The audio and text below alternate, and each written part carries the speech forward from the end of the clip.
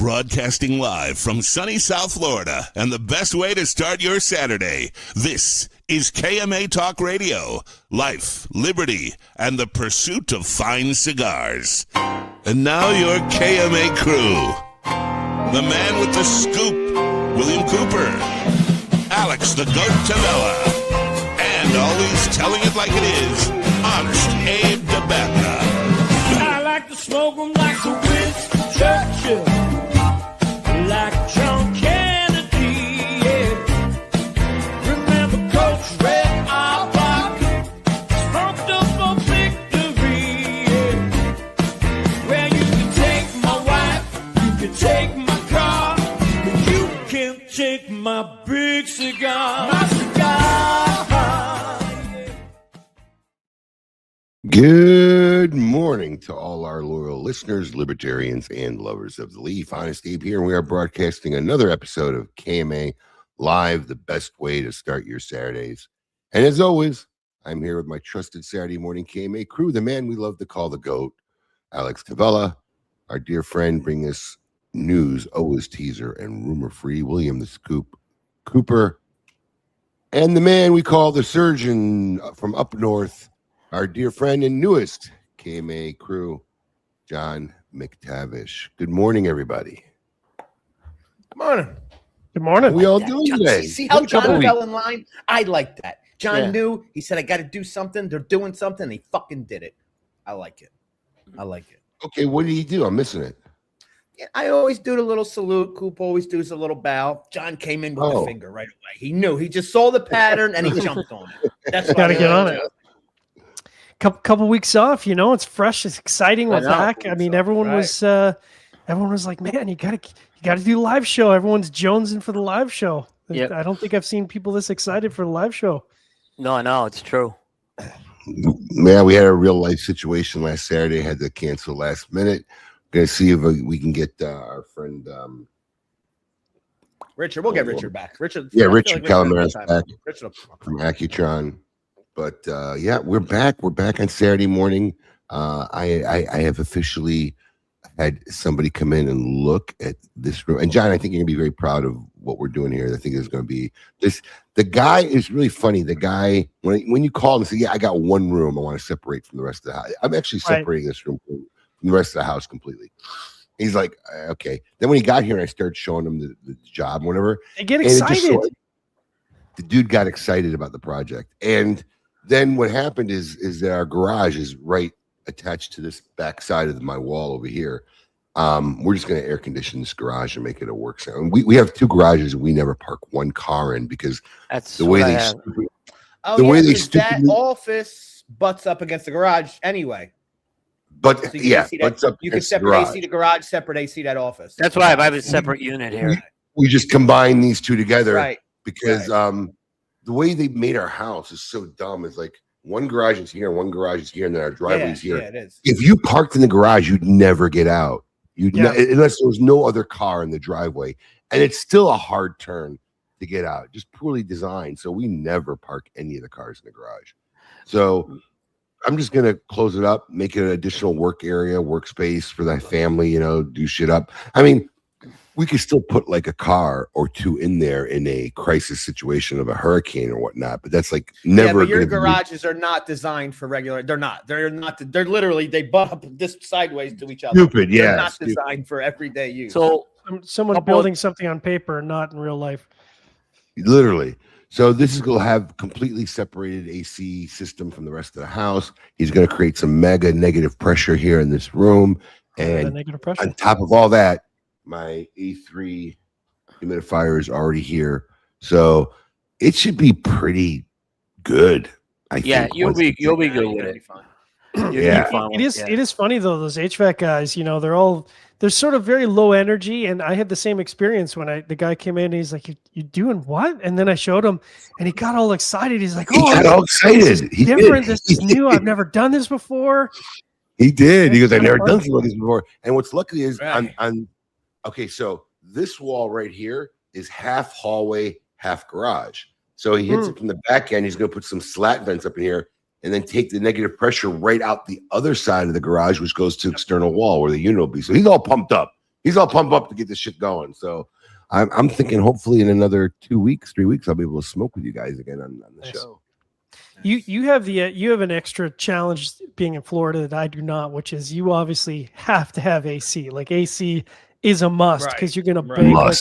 You're gonna bake. Must. I'm in a basement, and like honestly, if I just turn the heat off, it's gonna cool down to 62 in a heartbeat. So like it, below grade, it's rock. It gets cool very, very quickly, which is why we have basements. So yeah, AC adds an extra level of challenge other than just moving air out. Yeah, absolutely. We lucked out with my garage. This was a model house we bought. So at the time there were no garage doors on, but we opted to put garage doors on just because it's better for resale, right? In a lot of ways. It would have been better for resale, but the whole HVAC and the insulation were in here, right, which makes it great. So we really lucked out. I actually just replaced the AC a couple of years ago here in this unit in the garage. It works great. Because a lot of places, a lot of people, even here, they don't insulate the garage. And I know I had a buddy who redid his garage because he had more money than he needed, I guess. And so he's like, "Well, I'm going to build a bigger garage." And he ended up doing the insulation himself. And so he ended up using I think 2 grades better insulation. And we were in there in the winter time with no heater, and just our body heat was enough to heat the garage space. That's how much of it. So if you get an insulated door and we have the insulated door in the wall. Yeah. The insulated door is key. Even when you run the air, it will stay cool in here for a while. So you don't have to continuously run the air. But the insulated, I upgraded the insulated doors this year. They're great. And they're really quiet too. So, are people able to watch us on Facebook? That's a good. I'm watching right now. Are you okay? Oh yeah. Facebook's been doing some weird stuff. It's weird. So look, I got the live icon around the logo, but when I tap it, I can't watch it live. All I'm getting is the intro screen. Coop's right. So Facebook's been doing some stuff where sometimes the feed doesn't show on the home. Sometimes you have to refresh the live. In order for me to share the live, I have to open the feed as a comment in order to get the share button. Like they are doing everything in their power to get in the way, and it's hard to not feel like it's targeted. You know what I mean? Well, yeah. How am I the only one affected out of us? I don't know. I can't watch the live feed on my phone. Now, what's funny is the comments are coming in. Yep. I'm getting the live comments. Can't see the live feed. I have to go to the live. I have to click on the logo, but it's not showing up in the feed at all. Yeah, right. It's not showing up in the feed. I got to hit the live on the logo right now. But I can see the feed once I click that. This is hitting the live in the logo. Right, that's what I'm saying. I don't know why. I wonder if I can see it in the feed. Maybe give it a refresh. But I'm using the computer. Let me see if I'm using the computer. No, this is the best stuff. The feed is not showing on the KMA page. Yeah, you have to go to the live tab. It wasn't showing, and I had this a couple weeks ago too. It worked one week, and then it didn't work the next week, which again only confirms that Facebook is. Why do they release shit before they have it tuned out? I mean, they're big enough company. Why not make sure shit actually works? Wow, I think the bigger the company, the more nonsense is going on behind the scenes where people are just doing things and they have no idea what they're doing. Probably. Yeah. Probably. Anyways, share it if you got it, please, because it's the only way to get it out there. Yeah, if not, just go check it out on YouTube if you're having a problem. Mm-hmm. YouTube seems to have it working fine still. Yeah. Hey, a question for you guys, because you all probably have this where you are. I did not know, because I had to do an Amazon return, and Amazon returns, I really struggled to get stuff returned in time to get my credit. I don't want to go to the post office. Why? Amazon's so easy to return something. I didn't know it was that easy. They just come to your house. Because they make so much money. I don't care. It's worth it. Whatever. Oh, Marissa's a master of it. Shit, we rented a tent for Santino's birthday. Yeah. They make it easy. They come to your house. You can take it to Whole Foods if you got a whole. There's like ways. I couldn't believe it. You want to know why? You want to know why, Abe? The same reason Costco sells hot dogs for $1 still. Of course. Get people in the door. It's worth it. Yeah. That's funny. It's funny. So, anyways, since I can't join y'all, let's everybody out there at home, you guys there, what are you guys smoking this morning? Because I'm a little bit jealous. Well, I'll go first because this one's actually for Coop because I know Coop is a big fan of the larger ring gauge stuff. I'm historically not. I'm a very traditional guy. I like the smaller ring gauges, but I saw this in the humidor. It's the Mi Querida Gorilla Gordo, and I was like, you know what? That's about right for a 2-hour show. It's got the tapered cap. We were kind of talking in the green room because I don't like the mouthfeel of a 60. It just feels uncomfortable. I got a tiny head. It doesn't, it's not right. But it's nice. It's smoking well. I'm gonna send you a Circa de Chaparrito. Ooh. Because I know you probably didn't get a chance to smoke one of those yet, but I'm gonna send you a couple of those sticks because those are 60 ring gauges, and I'm the same way with you. Like it doesn't feel right. I'm not a 60 ring gauge guy, but I'm gonna tell you something. That cigar just feels different. I think it's that little bit of taper, man. That little it makes all the difference in the world, man. Just makes all the difference. Oh, I love a 109. It's so classy. It's one of my most enjoyable cigars this year, hands down. I'm gonna send you a couple of those, so I'll have to remember to do that next week.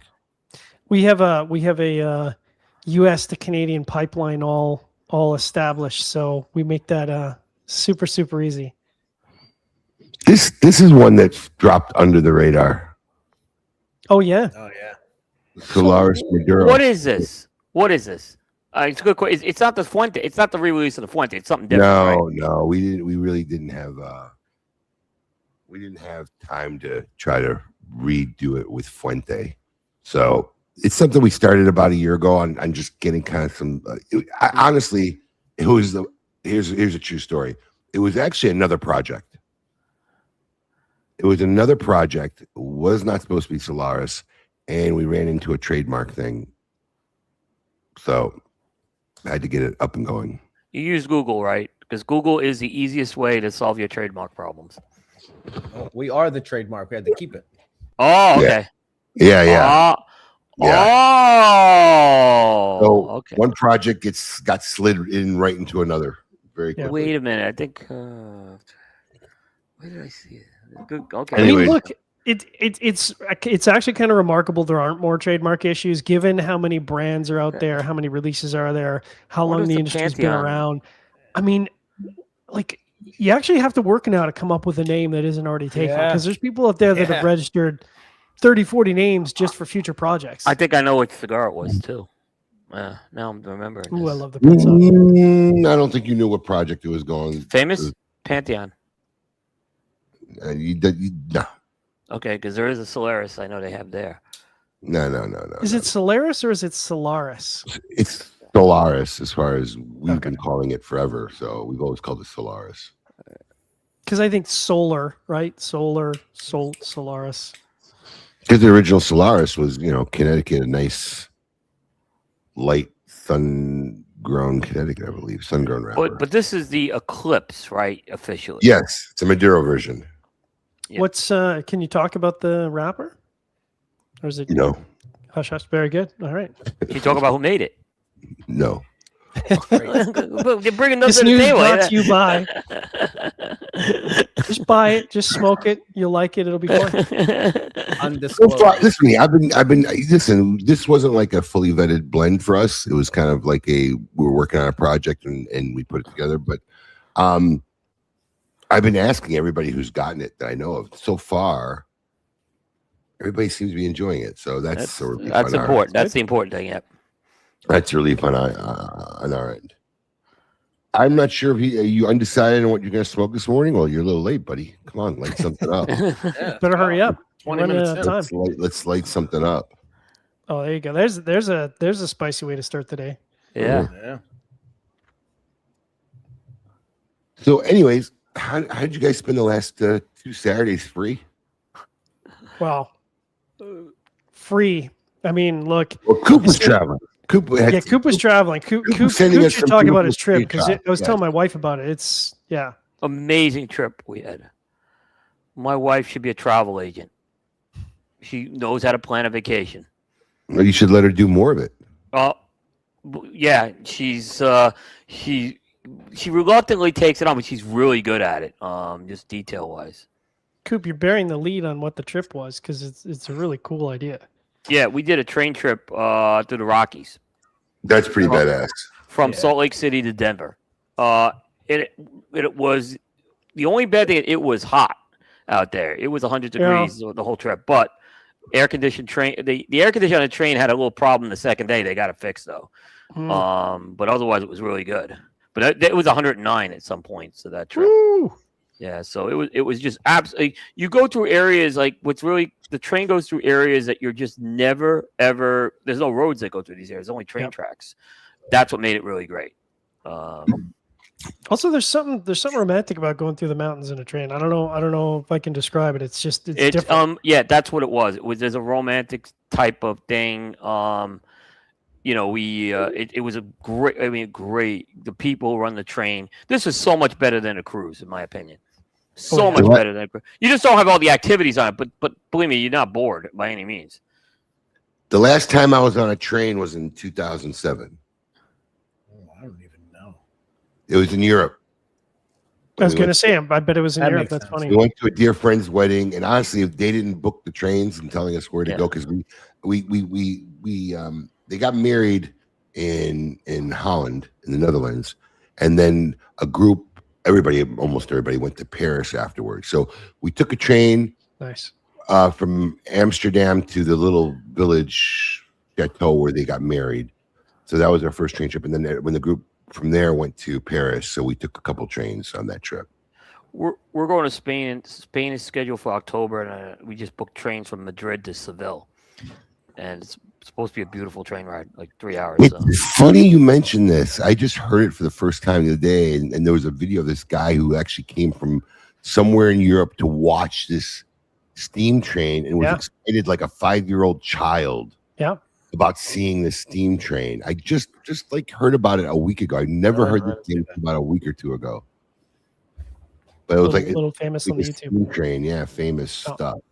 But I put about 30 pounds, Gary. You're talking about your wife playing. This is my upcoming trip next week. Oh, okay. Wait. So you did that or your wife? No, he does. My wife wouldn't plan. See that's my wife would do that. Yeah, that's kind of she has Google note pages, and that's exactly. This is just the cover sheet of all our bookings and reservation numbers and whether I've booked and completed.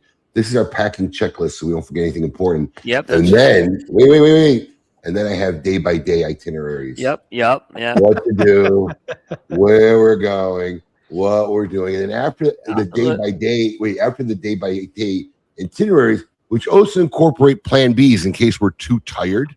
See, that's how I know you're serious, because I have a Plan B. You gotta have Plan B, man. Gotta have a people Plan get B. too tired, they get too shot to continue. So you have Plan B options and night options, and then a little summation map of our. Abe's family hates that he found AI. Dude, they actually love it because they so much time. They get the benefit of all this. They get the benefit of all my hard work. Listen, I appreciate someone who does that. And I did it for Austria. I had pages when we went to Austria. They get pages and pages and hours of work, and they get this seamless, magical vacation. Did they read it? Did they read it? Listen to me. I provide them the PDF. So Did they read the PDF though? Fuck no. Of course. What are we doing today? You should know what we're doing. You should know it's on the PDF. No, they just follow Dad and what Dad's funny. That's it. Yeah. Because my wife will say that. Where are we going today? You didn't read the file I sent. They are truly seamless trips with everything planned out. And, they think it's like all magic. Like it was all planned out, even with contingencies for weather and shit like that. Dude, because here's the problem. And this is the way I look at it, right?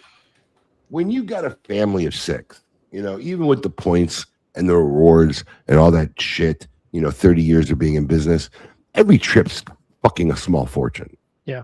Right? Every trip is. This was not cheap.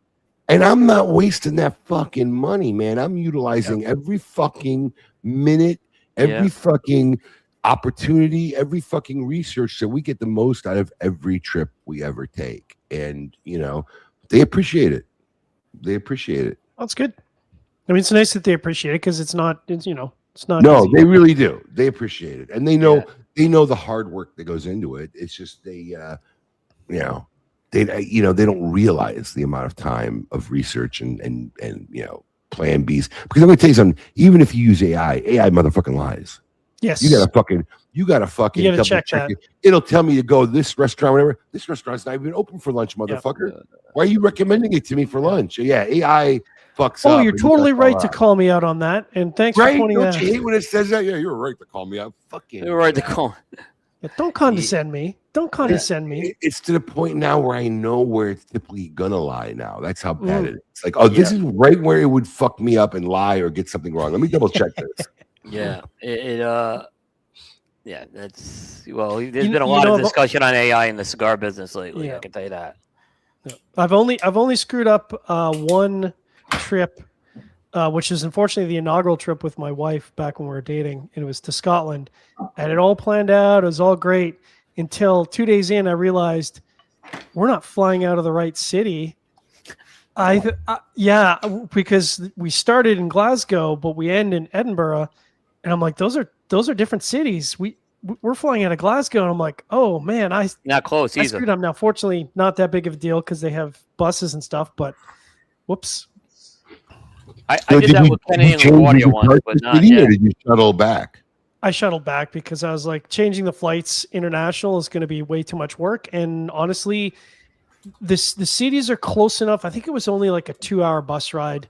It just sucked because I was like, we got to be up at like 4:30 in the morning to catch a bus, which is the first bus of the day from Edinburgh to Glasgow, which is kind of not a great way to start the day, but saved it. Whoops.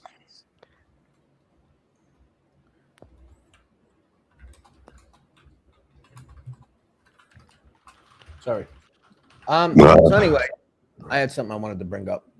Yeah. I had to work last week a little bit, but I really had a gripe after work. I really had a gripe. I just feel, and I hope people agree with me. Did you work a full day or just half day? No. I worked till probably about 1 o'clock. But so Okay. I went to go grab some breakfast after, grab a breakfast spot. But if you're a breakfast spot, that is a breakfast spot. We close at 3 o'clock. You're a fucking breakfast spot, right? Hands down. How dare you serve frozen home fries out of a bag? Oh. You have one job. You serve breakfast. You close at 3 o'clock. There's nobody to cut potatoes for you. Frozen home fries out of a bag from a breakfast. I'll go to. I don't think Denny's and IHOP serve frozen home fries out of a bag. Yeah, they do. How did you know? Because they're all fucking you can perfectly taste the exactly. textures now, right? They're little perfect square chunks of deep Where did fried. you go? They come up. I don't know, somewhere up West Palm. It wasn't like I was either like a yoke or one of those. It was kind of like a chain, but not a lot of chain. Not like a real mom and pop joint. Oh no, Turning Point. That's what it was called. Turning Point. No, I never heard of it. Fuck Turning Point. The Turning Point was the terrible hash Yeah, the browns. Turning Point was the home fries in the bag for me. Yeah, dude, it's potatoes. It's not that much work, honestly. As someone who spent more than a decade in the industry, Potatoes, the difference in flavor is massive. They got a machine that can make good home fries. Yeah. I mean, it doesn't even require a lot of effort. No, A little beef tallow, fry them, and you're good to go. Yeah, that's it. Throw them on and they can sit on the grill the entire day in the corner, half warm. Yeah. Yeah, I worked at Denny's actually. That was one of the jobs. Oh, and I will say trivia. Yeah, I didn't know that. Yeah, one of the yeah. What fast food chains have you worked for in your life? In the comments, if you worked for a fast food chain, I mean, I worked for Papa John's. So no, I don't think I worked for any. Though I didn't work for any. Yeah, if you ever worked for one, though they were very unknown, and I never even heard of it until I went to college and saw this place called Papa John's, and then it wasn't until after I got college I started seeing them everywhere and popping up. But if you worked for a fast food place, mention it in the comments, or a chain. Let's put it this way: a chain. We got a Denny's. Is that saying you work there? I'm telling you, man. Like I know people like to bag on Denny's, but one of the few restaurants where consistently 24/7 they can pump out same quality of food at 1 a.m. as they do at 1 p.m. You're right, but it's shit quality. I mean, yeah, it's not great. It's not great quality in the sense that it's not a high-end restaurant, but like I would say, it's what to expect, and it's not going to drop. You know what I mean? Like you're not going to get at least we never. I mean, for the amount we put out, you would get the same thing regardless of what time, how busy it was. Yeah, probably the best cooks I ever worked with too, because those people were friggin' machines. It was in your teen years, in your young years, you didn't work for any of these chains, Alex? No. I didn't Really? either. No, I guess Wow. I was here, like I that was worked like at a that was local like the gimme bakery. job. You could always get a job at a fast food. Oh, they're or- always hiring and they're flipping. Yeah. No, but I lived in the city, man. Yeah. We went to the Italian market, got a job working for $5 an hour. Anybody, you know what I mean? All right, once I got my license, I worked for my Here's a dad. better Yeah, so, question. you know. What was your first job? My first Driving for my job dad. was First, let's clarify, because I had some illegitimate jobs. What was your first legit job where you got a paycheck? when you say, what do you mean legit job? No, Well, no, like, my first job. I worked before I was Paycheck. 16, so I was doing like car wash outside, drying Yeah. cars and shit. mowing So lawn. it was not like a legit job for me. But when you say like a paycheck, you mean like an ADP paycheck, or I did a job and got paid at the end of the week? No, I mean, if you I live On in the bus. South Philly. Most of the jobs are under the table, but until Yeah, I, Well, yeah, yeah, that's- that's what we're saying. Like That's why I legit asked job. that. Yeah. What was your first No. legit job where you got a real paycheck? Don't tell me that wasn't until adulthood. a paycheck. A Yeah. paycheck. Yeah, check. Probably I was working in the fish markets, the fish docks, like early That's in the tough work. morning. It is tough work, like 3:00 in the Yep. morning till like you're done at 12. But the fish market where all the restaurants would come and buy up the fish and shit, which is not a job you really want to have if you are really a seafood guy. When you start to see Yeah. the kind of shit that they do to keep them eyes looking clear, Ooh. Mhm. yeah. How about you, Coop? Driving for my dad.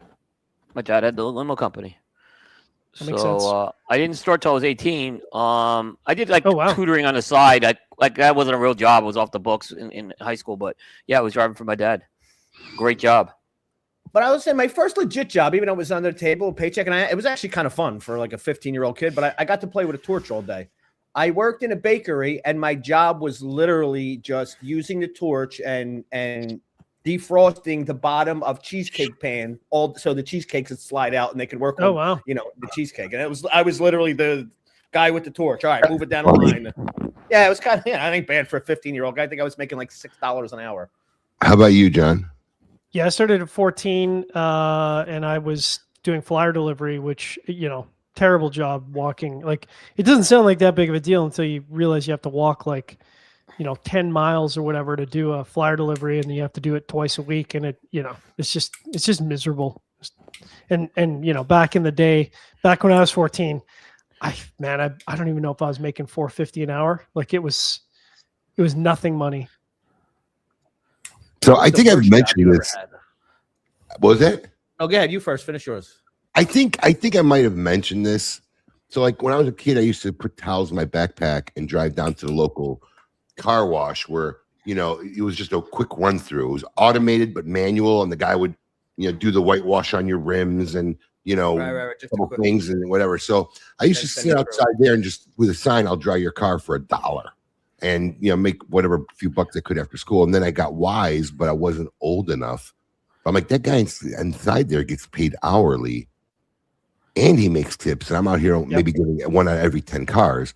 So I faked my birth certificate to go work inside the car wash. But my first official one when I turned 16, and I got all excited because I went from $3.35 an hour, which was minimum wage, to this legitimate job that paid me $3.85 an hour, $3.75 an hour. Nice.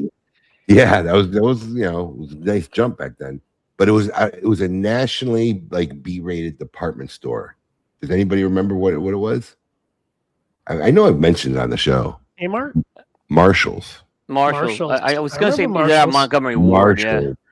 Marshalls. Mr. Stevens was my manager. I'll never forget. And what's really funny is they threw me in women's shoes, which was like the little Al Bundy. Al Bundy. Yeah. Fucking Marshalls. Let me just tell you something. These women would walk up and down the aisles. Wait. Yeah, I wouldn't. Roughly what year is this? I'm 16. I was born in 1972. 88. So 88. Yeah, that all I'm tracks. just trying to see if you were were you pre Al Bundy or were No, that's you around when the No, show way prior to Al Bundy. Yeah. Okay, No, so Al at least Bundy you're was- not Al Bundy was on fucking by Al then. Bundy over here, something. No, selling Al shoe Bundy drugs. was not. Married with Children was not on in 88. Want to No, I bet? thought it was the 90s. $5 bet right now. $5 bet right now. Oh, I can't bet it, but I doubt it. Alex, feel like pull it it- up. I feel like I'm it's going to tell you why I 1990. noticed because the Oh, earliest. he's right. 87. Oh, yeah, you were Oh, out Bundy in wow. that story. I noticed because I started dating my wife in Oh. '87, and that's how we were watching this. Okay, Wow. so they literally out Bundied you. So if anybody remembers or knows or seen them, all they do in like Marshalls, I don't know today because I haven't been in Marshalls literally since probably I stopped working there. They had wire racks. Yep. Wire racks and rows and rows and rows and aisles of women's shoes. And what they do is they go in there, they find something, they drop it on the floor. Yep. They try it on with their shoes and they would leave it there. And they would find something else and just drop it. And so no matter what you did, in 10 minutes, you'd walk through an aisle and you'd see a mound of 8 Yep. to 10 shoes on the floor. So your job literally is all day picking these shoes up off the floor and putting them in the racks. I'm like, fuck, this is a fucking nightmare. So then I got smart and I realized, well, fuck, man, I've worked the register in my dad's store since I was 8 years old. Let me see if I can become a cashier. I became a cashier. It was like the fucking best move I made. Mhm. While I was working at Marshalls, I became a cashier. But that was like my first legit paycheck job, Marshalls. You know, as someone who's done cash their entire life, I can only imagine the level of frustration, Abe, it must be for you to deal with cash register people today. Because I was just having a conversation about this week about the lack of money understanding. Intelligence? Yeah, people can't do like you give them the extra money so that it rounds out to an even dollar or And- whatever, oh, and God, they don't understand God what you're forbid, doing. God forbid if your bill is 2062 and you hand her $21.62. 20. You're right. Mhm. It's a Even worse. back or something. Right. Even worse, your total's like 1150, and you don't want a bunch of smaller. You hand them 2150. They're fucking Right. lost. That's what, yeah. That's what. Yeah. They fucking. They don't know what you're doing.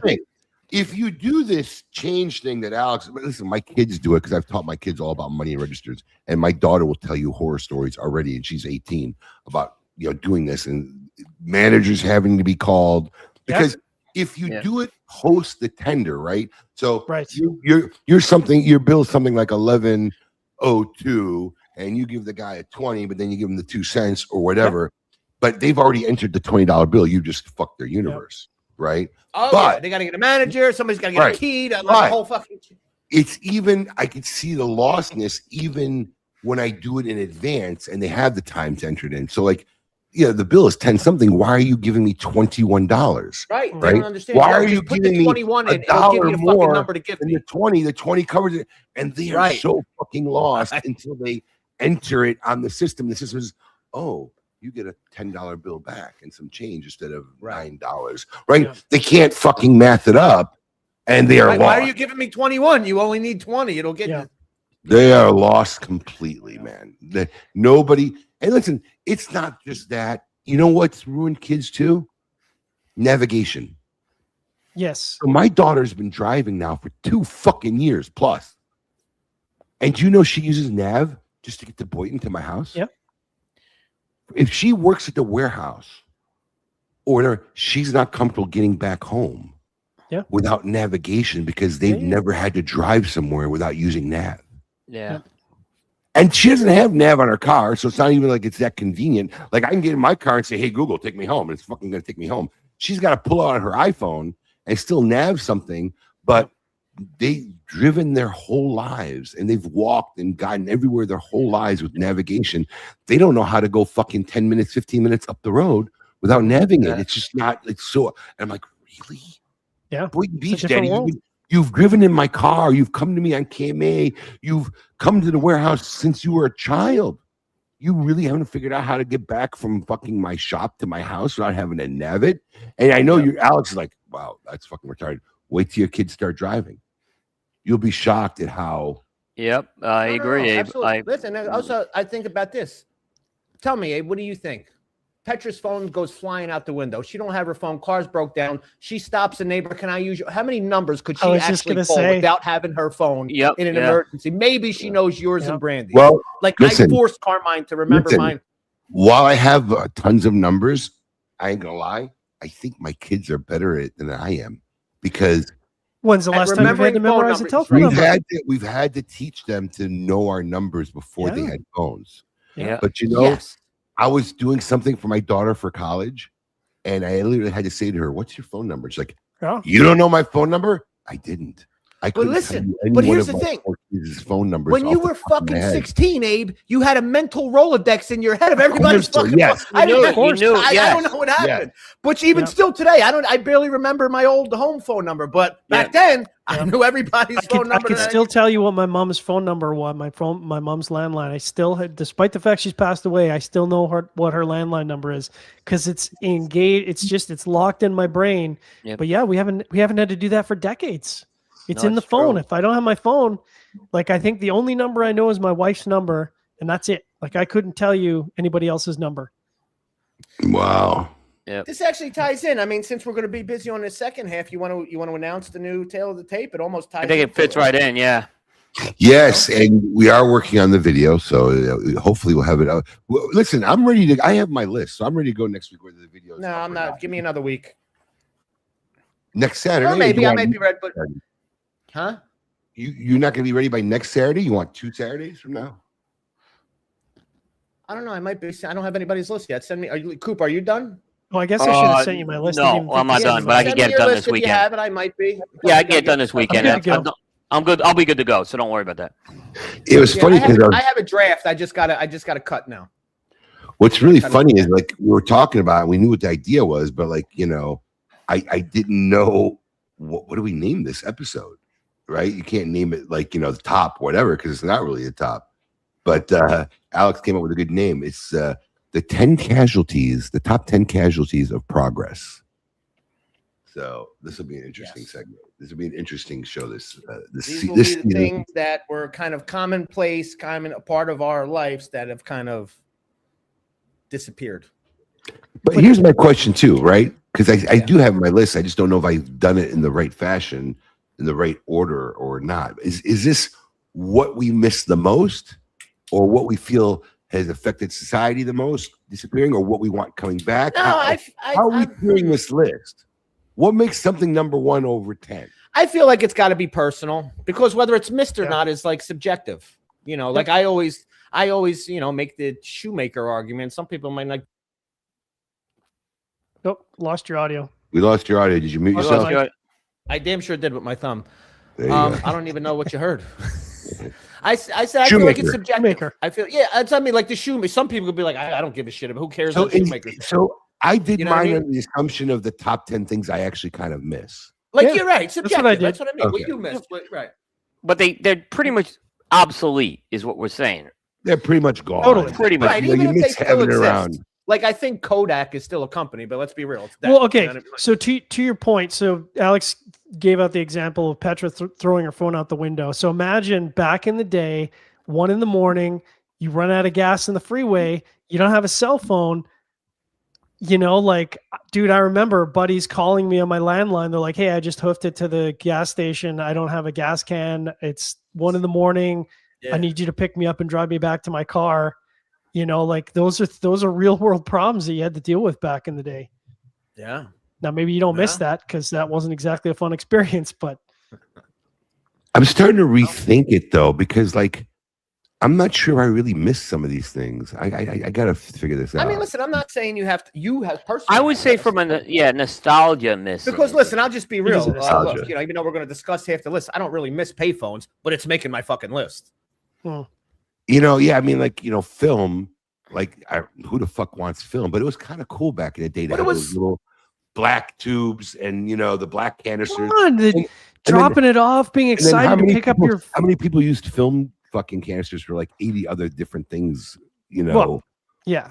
You know, I mean, when the film got invented. Yeah, John's going, yeah, I know exactly what you used it for, Johnny boy. Yeah, I do. Yeah. That's why everyone got messed up when they went to flat top stoves from the coil stoves. The same Venn diagram. That's funny. It'll be an interesting season of Tale of the Tape for sure. Mm-hmm. What else we got going on? Are you do you catch up on seasons of television there, Abe? Because I know you like to watch the whole season. I know there's a couple shows that just. Well, which ones? Well, Silo just started back, season 3. So that I'm gonna wait. There's so many I gotta wait till there's enough to. There's so many I gotta catch up on. But I'm gonna tell you something. I did come across the 6th part. I'm gonna tell you something. I'm a huge Taylor Sheridan fan. Okay. Yeah. And dude, so excited for season. Hold on. What's really funny too is like, I think he's still listed as executive producer, but he really wasn't involved in Marshalls, and Marshalls was made for CBS, not cable. Fucking show sucked. Marshalls was awful. And don't invest your time in Marshalls if you watch it. But something did come across my radar, and it's so not Sheridan-esque, if I could put it that way. But I will tell you this. If you end up watching this 6-part series, and there's already a season 2, because I think they've already filmed it, because it leaves kind of like in the middle of something. But if you watch this 6-episode series called The Madison, I've not heard of that. I'm going to tell you something, even as a man, especially if you're married. If you're single, it might not faze you as much, but you will be gut-wrenched fucking almost every fucking minute of almost every fucking episode. It is some of the best writing. It is some of the most genuine characters. I'm almost in love with every fucking single character in this fucking series. Wow. I mean, it is brilliant. If you're married or you're a couple, definitely watch it with your other half if you're going to watch it. It is so not along the... I mean, it is because it's like part of it's in Montana and you see all this old cowboy and old school stuff, but I literally fall in love with every fucking character, to the fucking neighbors they run into in Montana, and even the shrink back home, because I really thought it's New York, Montana, and when it starts going back to New York, I'm like, oh, I'm gonna start hating this because I fell in love with the Montana side of the show. But even the fucking shrink character in this show, it is a fucking great show. It is a life journey show. It's about grieving. It's about life after death, after a death. Watch the show. But you will be emotionally gut-wrenched. Literally, I've never been on the brink of like being choked up almost. Why are you laughing, Coop? Don't ask. Why, you didn't like the show? No, a comment going on. There's a lot of conversation in the comments today. Oh, there's a whole other part of the show going on. No, go ahead, Abe. Sorry. No, it's all right. I thought maybe you watched the show and you hated it. No, I know it's actually pretty good. Did you watch it? I watched part of it. I'm not totally into it. Why did you watch part of it and stop? I get like that. I get distracted. I fucking can't. I was so... It was like Tulsa King was the same thing. I put it down for a while and then had to come back to it, I had to put Tulsa King down too, yeah. Tulsa King's gotten a little repetitive, though. You agree? Yeah. Yeah, it's kind of getting a little stale, yeah. Sheridan is tough because I know, like you were saying, Abe, if I start watching it, it's going to be one of those things where I want to watch the entire thing in the 24-hour period, and so I got to be really careful with that. That's the problem, John. You hit it on the head. That's how I get. But I'll be shocked. I'd like someone else to watch it so I could talk to fucking somebody about it. Oh, I'm gonna watch it. What is it? I'm gonna go through with it. Yeah. Madison. First off, let me tell you something. What? The Madison. Michelle Pfeiffer is still hot as fuck. I agree. And this is one of her best performances. I love her. In this. I love this whole premise of the show too. Like this. I love her. Yeah. I love her in this. What's the Mitch Hedberg quote? Michelle Pfeiffer used to be so hot. She still is, but she used to be hot too. She's fucking still hot. I still find her attractive as fuck. I find her character attractive as fuck in this series. And Kurt Russell's character is great too. Yeah. And it's really funny because I'm watching him in Monarch. I don't know if anybody watched Monarch. Oh, totally. It's right up my alley. His character from Monarch to this character is like so night and day. I mean, it really is. It's just show you the brilliant spectrum of this guy's acting. And what's funny is when I started watching Monarch and they go back in time and show the young Kurt Russell, right? I'm like, how did they fucking find a guy that reminds me of him so fucking much? And it wasn't until like the season was over I realized that was his son they hired. Dude, I literally had the exact same experience. And my wife, she says, that's his son, right? I'm like, shut up. That's not his son. She goes, dummy, that's his son. And I'm like, Well, that makes so much sense. It makes. I had to Google it because I'm like, where did they find this motherfucking guy? Because I don't know this guy from anywhere else. Dude, he's like a clone. He's portraying Kurt Russell as a young Kurt brilliantly. Where did they find this guy? And it ends up being his son.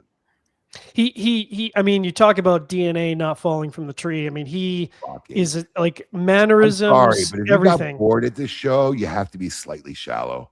This show is so deep.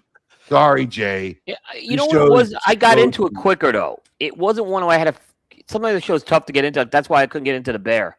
But this one, there's some shows where you have to get a couple episodes in before it really. The Bear was that way. The first episode Mad Men was like that too. Actually, I found talking was so fast. The movement of the dialogue was so fast. The Expanse was like that. You had to kind of get 3 episodes in before it really grabbed you. Yeah, but I love this whole notion of like going out to the big sky country and all that. That's a setting for a show I really like. So see, there's a guy who could appreciate. I have to go back and watch. I have to go back, Abe, and now watch this so we can talk. I'm telling you, Mark. I fell in love with him as the Shrink. Every character is so fucking good. Even the granddaughters. Every character is so well written and portrayed so well. And it's good to see my boy from Suits doing another show. And he, complete opposite of confidence of his main character in Suits. And I forget his name, but he was actually very good in this too. I always think of it's Harvey Specter, right? That he played Harvey Specter. No, it was the kid. Oh, it's the kid. Oh yeah, I like the kid. Yeah, he's in the Madison. He plays one of the daughter's husbands, and obviously the daughter's an alpha and he's not an alpha, and completely opposite from his character, but he was good. You end up every character is so likable in the series to the most insignificant fucking person. It's so well done. It's so well done. Sheridan's the one behind Lioness as well, right? Yes. Yeah. Yes. Yeah. Good writing. He's great. And you see it. You see the lack of his presence in Marshals. If you haven't watched Marshals, don't even waste your time. It's almost hard to like any character in Marshals. Oh, wow. Other than I forgot the main character's name. That's how great it was. The other Dutton, the son, the Marshal. And that's pretty much because he just stayed to his own character that was already developed for him. But everybody else don't even care. Because I like to multitask, right? So even though I'm watching a series, I'm on my phone doing something else. And I know a series is shit when you can't do it. I don't even go back. Oh, I missed that. What happened? Like, I don't even go back. I just let it because I'm not even that interested. When a series is really good, it's very hard for me to multitask because, I missed that. What happened? I got to stop and rewind it or catch something. But when I'm not even like going back to see what I missed or if I care, I missed an episode. Wait, am I on episode 5 or who cares? Let's just play it from here. That's how bad the show was. Yeah, I mean, there's a couple shows, The Pit and For All Mankind. The way they're written, you really can't be on your phone. So I have to bug my wife because I'm like, hey, you got to put your phone down because there's so many subtle plot points, like background stuff. You have to be engaged 100%. Otherwise, there's actually been episodes where I had to rewatch because I'm like, dude, I was looking at my phone. I missed a whole bunch of stuff. I like The Pit, but I don't think it requires as much attention as For All Mankind. Yeah, For All Mankind has got a lot more stuff going on in the background. Yes. Yeah. Alex, you've been quiet. No shows? Or what are you doing? No, I've been researching something? No, I was doing stuff on the side, but I haven't really. I'm like you. I don't silo starter, but I'll wait till at least 4 or 5 in so I don't stop. Yes. Now I've been on a documentary kick lately. Most people probably wouldn't, but Amazon Prime really has some great low-end historical documentaries. Amazing. Like, if you're into that shit, Amazon Prime's the place to be because that's where like all the people that, can't get on Netflix and you can just it's like YouTube almost for documentaries. Yeah. But no, I've actually been watching a good documentary on Hitler's engineers, which basically became NASA for long story short. Yeah, we won the space race with Nazis. Just the facts, folks. Just the facts.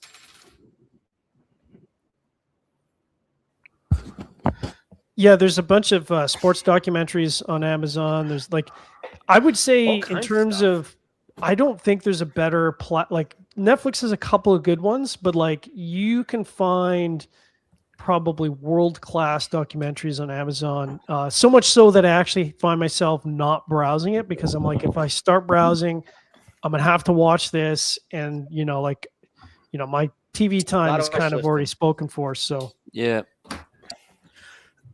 This side note, and it's on Amazon, also on PZF, but if you haven't watched Ken Burns' documentary on the American Revolution, Ken Burns is the utmost pinnacle of historical documentaries. And I mean, all of his are great. I love Vietnam War. Vietnam one. Yeah. His Vietnam series is the baseball one, yeah. Yes. So probably one of the most best recent one is the American Revolution. You can find that stuff on Amazon. I got sidetracked a little bit. But even the because the Tom one is on Amazon as well, right? Tom Brady. Yes, it is. Yes. Yeah, and look, I respect Tom Brady. Obviously, I hate him, but I respect him, and I will say that documentary. I'm like, God damn it, are you going to make me like Tom Brady? Don't make me like Tom Brady. I hate Tom Brady. I respect him, but I hate him. Yeah, amazing. I hope he doesn't go into wrestling. I mean, I saw these things. I think they're setting him up. I saw he's doing this stuff with Logan Paul or one of the Pauls. Please don't. Please don't. They did it with Logan, LT. It was terrible. It never works. I did enjoy the slap, though. Slap him a second. Yeah, they did with Karl Malone and all these guys. It's dumb. Don't do it. Cooper. No, I agree. They used to do that all the time, though. Cooper back in the day. Weird, beefy shit with him and Logan Paul. And don't you remember they used to do that all the time in WWE? They'd have some random celebrity come in the ring, and then Mr. T. They did it with Mr. I remember that. Mr. T goes to save Hulk Hogan one time. And they did it with Donald Trump. Donald Trump did it with Donald Trump. That was funny though. He like clotheslines Vince McMahon, and that was funny. I gotta say that. Yeah, WWE don't care. They'll throw somebody in the ring. They don't care. Yeah. I'm surprised no one's talked about the McGregor fight. Yeah. Another fight that didn't surprise me a bit. Didn't surprise me at all. I mean, yeah. Such a waste. Man, I can go make cigars. You know, I'm not really an MMA guy, but I was doing shit here and watching a little bit. I got to tell you, you know, they need to give their entire undercard fucking bonuses, because if the undercard was shit fights are and that happened, the undercard fights were great, and that saved that night. Because if that was the end of a shitty night, it would have been. You know, the funny thing is, I am an MMA guy. I watched UFC 2 through pirated satellite back in the day. But they kind of lost me in the 100s when it was really wrestling centric. I found, the 2-hour fights were just painful to watch.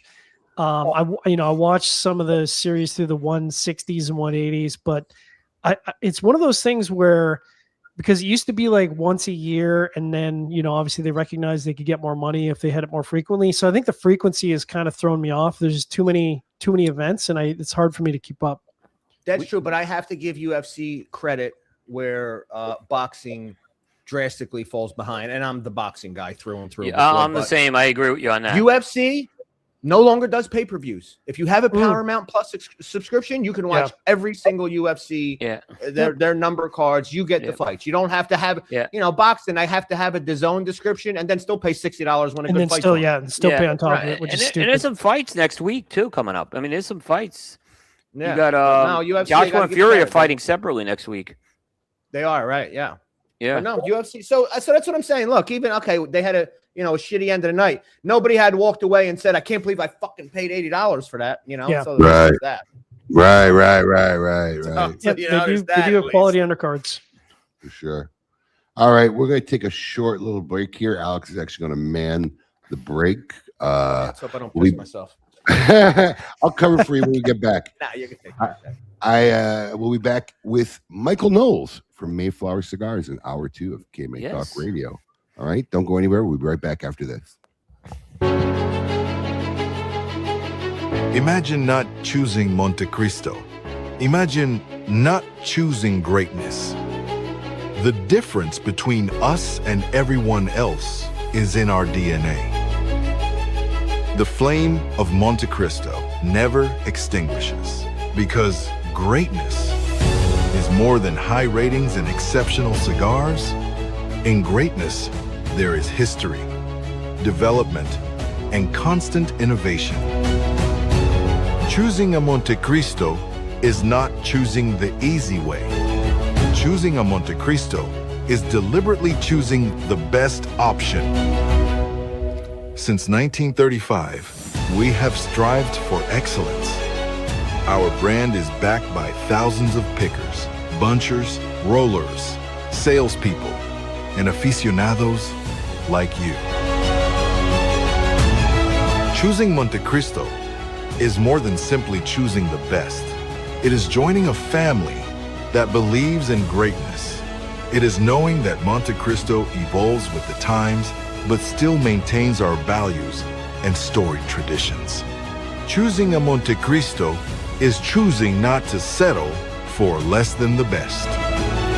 Lighting a Monte Cristo is taking a trip down memory lane, yet enjoying the moment and getting excited about the future. Imagine not choosing Monte Cristo. Imagine not choosing greatness. Now our story continues. Without forgetting where we came from, we are creating the future, one blend at a time. Here's to the past, present, and future. Monte Cristo. Then, now, forever. Surgeon General warning: tobacco smoke increases the risk of lung cancer and heart disease, even in non-smokers.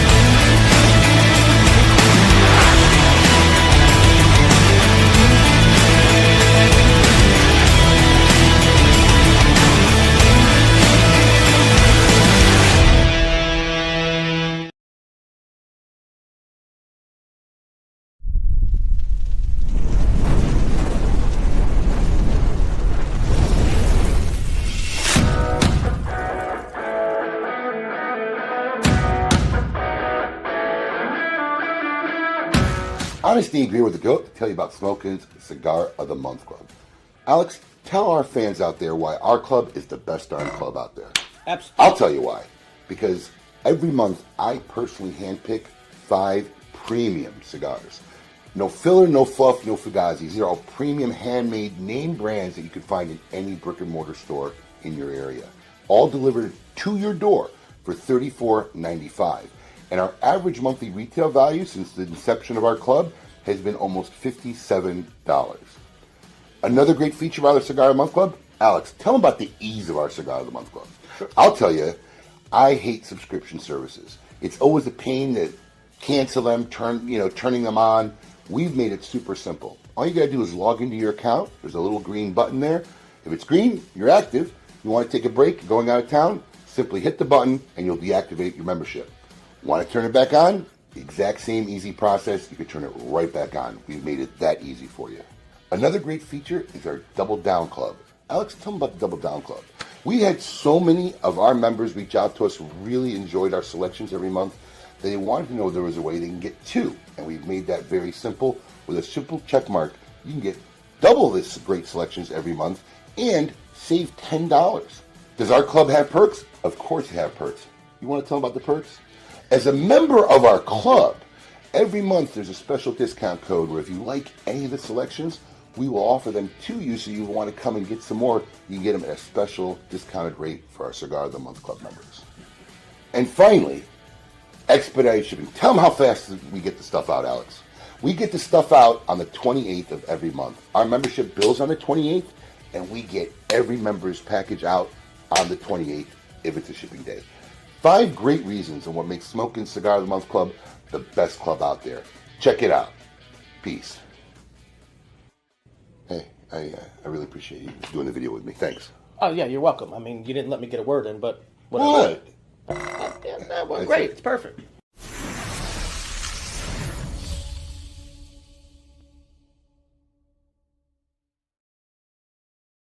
Welcome back, everybody, to hour number 2 of KMA Talk Radio. And as always, I'm here with my trusted KMA crew. Made it back. Thank you for covering, Alex. One of the downsides of broadcasting from the house, but we made it. You know what's funny is, you know how I wasn't getting the live broadcast of KMA on my phone? Yeah. The second The Wi-Fi thing? I don't know. The second It's I left, showing up now. It's showing up now. okay, so it's not just for me, it's for everybody. I think it's a Facebook thing. yeah, I think very it's a Facebook weird. thing.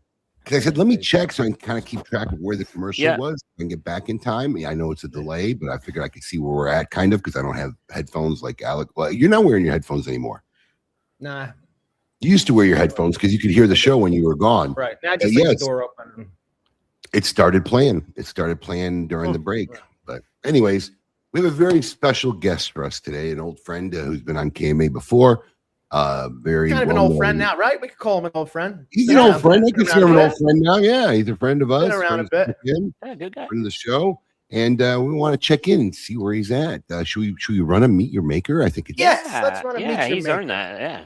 only right. So it's time for us now to meet your maker. I want all of you to get up out of your chairs. I want you to get up right now and go to the window, open it, and stick your head out and yell. It's time to meet your maker.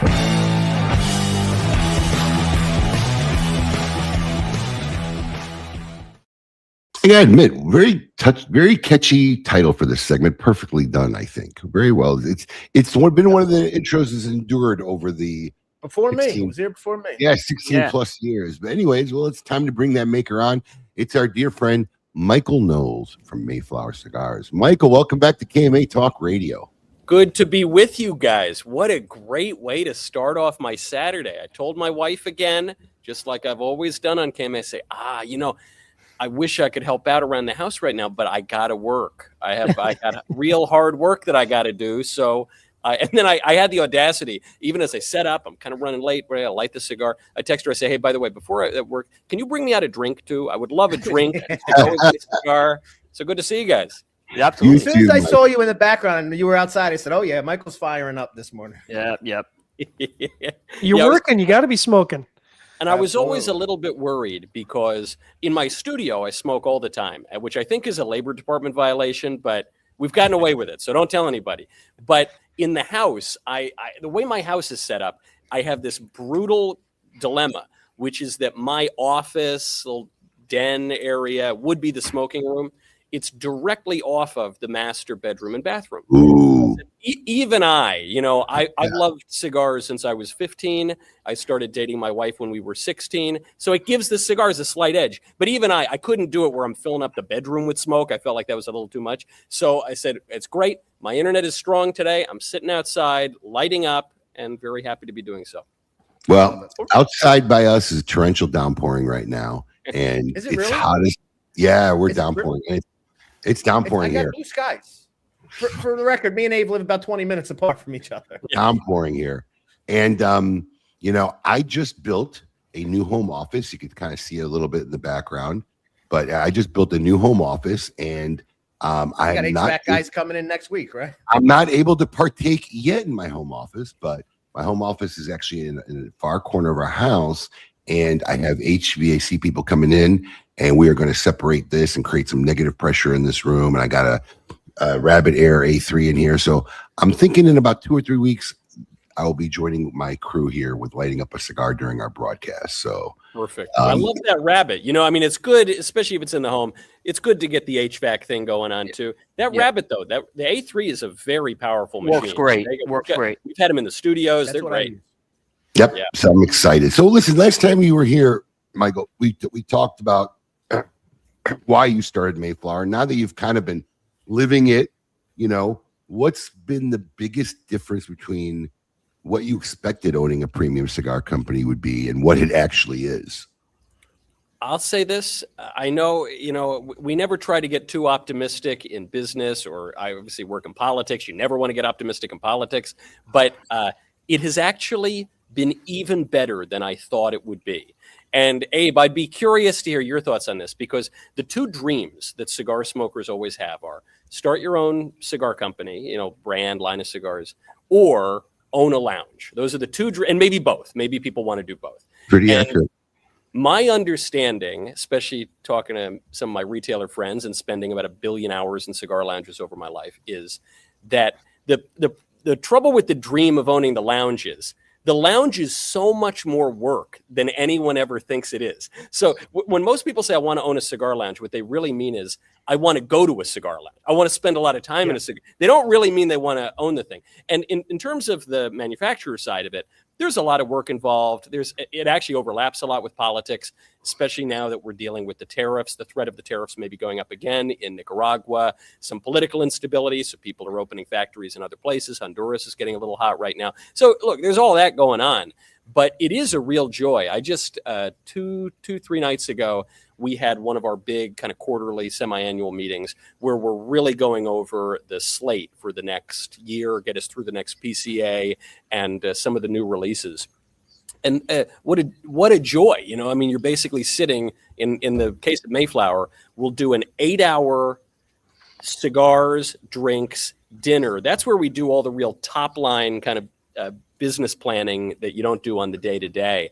And we got some pretty exciting stuff coming down the pike. So I can't announce all of it or most of it yet, but it's great. You know, it's just, it's a total delight. And I'm really grateful to the customers, because this thing didn't have to succeed. It was kind of a weird lark the way we started it. We did it backwards. You know, usually people will start in a retail shop and then maybe expand out to a few others. Maybe you sell direct to consumer, or maybe you do some other kind of online thing. Because of my job, because I have this online platform, I didn't have the opportunity to start in retail. I really had to go backwards. And then I insisted, over the objections of some of my colleagues and a lot of the cigar industry, I said, I'm going into retail. And they said, you're crazy. You're selling a zillion cigars online. You're going to hurt your margins. You don't do it. You know, it's such a headache. All these relationships. I said, I don't care. The heart of the cigar industry is in the retail shops. So we're doing it. And a lot of people thought we would fail. And thanks to some of our very good retail friends and partners, notably Mr. Abe over there, you know, it's been a real blast. This past PCA, I don't know, I think we've doubled our retail imprint. We just hired our first official sales rep. We actually grew without any sales reps. We just recently hired our first one. So we're really doubling and tripling down on retail. Good for you. It's definitely a journey without a doubt. Oh, got the thing off. Definitely a journey without a doubt. So I'll tell you a story, see if you have a correlation to it in your journey so far. So when we were doing KMA, and this is before there was video and before there was anybody kind of really knew any of our faces at the time, I went up to watch a football game in Baltimore, and I went to a casino to play a little poker one night, just to kill a couple hours. I'm sitting in seat 10 right next to the dealer, and, you know, we're playing. I don't know nobody there. You know, I was there with a friend, and the friend, you know, didn't want to go to the casino, and I didn't want to call it early night. So I said, let me go play a little poker. And as we're doing that, eventually you start talking and you start saying stuff. And I'll never forget there was a point where I said something, and the dealer just literally stops mid-deal, looks at me, goes, are you Honest Abe? And I didn't know what to say. I'm like, yeah. He goes, dude, I recognize that voice. I listened to you. So by my voice, he recognized it. And that was like a wow moment for me when we started doing KMA Talk Radio, right? Because you're doing this thing and you don't know what your reach is and you don't know who's really listening to you. And that moment really was a wow. Like it's a, years later, I still remember that. Have you had that cool moment as a cigar brand owner yet? Like, have you had that moment where it'd be somebody smoking one of your cigars where you never expected it, or a retailer talking about your brand that was carrying it and didn't even know that you were next to him? Have you had that like, holy cow moment yet in being new in this industry? Yes. And I actually, one of these is even a little bit embarrassing. I was on the road. I was doing a political event, and we were very, very fortunate because I mentioned we just hired our first sales rep. We were getting a lot of inbound requests from retail shops. And in part, this is because for my day job, I told the listeners, I said, hey guys, I appreciate that you're buying all these cigars directly from me, but we really, the heart of the cigar industry is brick and mortar. So please go to your local brick and mortar shop and tell them to just reach out to us. We don't really have the capacity to go reach out to them. Tell them to reach out to us because we want you to be buying the sticks in the shop. And so we got all these inbound requests, and I haven't been able to keep up with all of them. So I was in the middle of nowhere. I was Idaho or somewhere in the middle of the country. I walk into a retail shop, and there is Mayflower. And I actually was not even totally aware that, Mayflower would be in some of these shops. And I said, oh, this is great. Nice to see you. Sure. And the funny thing about, you get recognized either by your voice or by your look is in my day job, I get that sometimes where people watch the show. Maybe they're not cigar smokers, whatever. But one of the great compliments I have ever gotten since we launched Mayflower was most recently at your event down in Florida. This was just a few months ago now. A guy comes up to me, dressed a little kind of hippy dippy looking, and he goes up. My show leans a little bit more conservative, leans a little more right wing. And this guy comes up to me and goes, Michael, I want you to know something. I am a true dyed-in-the-wool liberal. I'm a man of the left. I'm a hippie, okay? And I hate how much I love your cigars.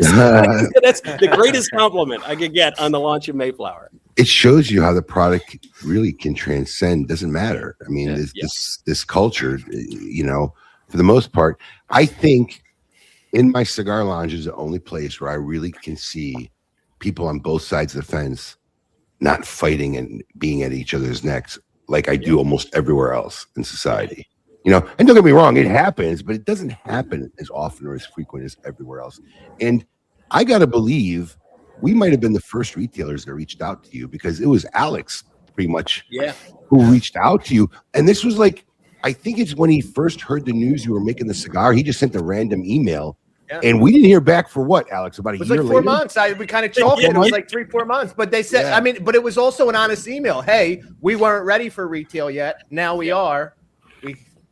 I know. This is how you know I'm not blowing smoke on being understaffed. I mean, when we started this thing, truly, it was I think I mentioned it on the show before, but it was this very providential meeting with a guy in politics. I was a guest on a TV show. And at the end of this brief conversation, I didn't even know the guy. He introduced me to Oliva, which I'd been trying to get in touch with. I wasn't able to. And we made this connection. We do this deal, which is effectively like a handshake deal. It was really improbable. 1 million pieces had to fall in place for it to work.